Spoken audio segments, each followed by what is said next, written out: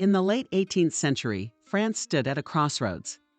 The opulence of the monarchy contrasted starkly with the hardships faced by the common people, setting the stage for a revolution that would change the nation forever. France was divided into three estates: the clergy, the nobility, and the commoners.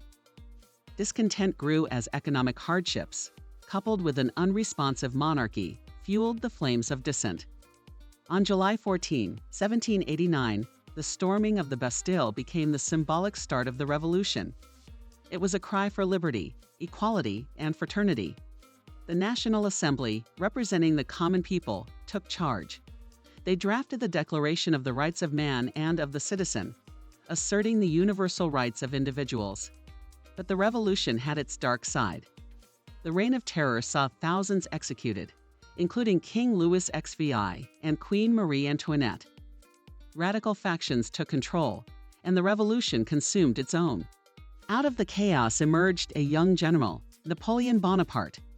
He would seize power, declaring himself emperor and expanding the French Empire across Europe. While Napoleon is often remembered for his military campaigns, he also introduced reforms, including the Napoleonic Code, which influenced legal systems worldwide. However, empires rise and fall.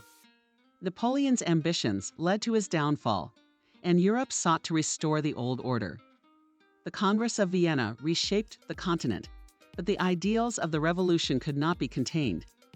The French Revolution inspired movements across the globe. Its ideals of liberty, equality, and fraternity echoed in revolutions from Latin America to Europe and beyond. Today, the legacy of the French Revolution is evident in democracies worldwide. It serves as a reminder of the power of the people and the enduring quest for justice and rights.